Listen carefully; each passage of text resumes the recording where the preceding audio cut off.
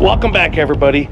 After 8 years of griddling on social media, I'm still getting a bunch of weenies out there asking me if it's safe to fire up the Blackstone Griddle in the snow. Well, here I am to make some pancakes at midnight, 20 degrees, and we've received about 6 inches of snow in the last 30 minutes.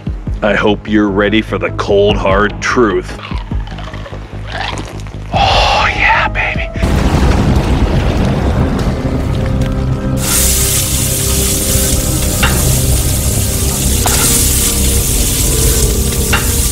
You can see I have my Blackstone Griddle steaming hot right now. Oh, yeah, baby. Some Blackstone non-stick cooking spray.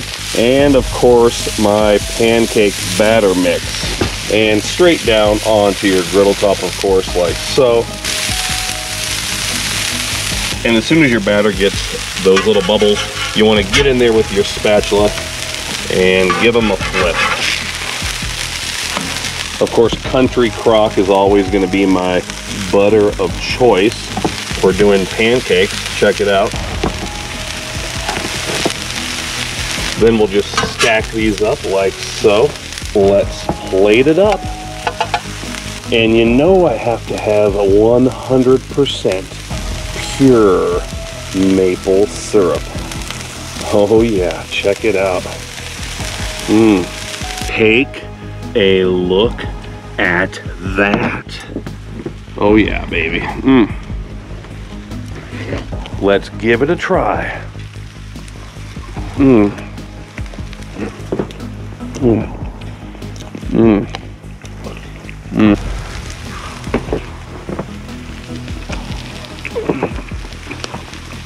Just keep repeating the process. So I'm goofing around here and I'm having some fun, but seriously, the Blackstone Griddle doesn't care whether or not it's cold. The question is, are you brave enough to get out there and fight the elements? So obviously, the more burners, the better when you're talking about generating heat in the cold. And one thing I would recommend is the Blackstone wind guards. These are available in both 28-inch and 38-inch sizes. And I run mine all fall and winter. They're just perfect for trapping the heat in on those cold and windy days.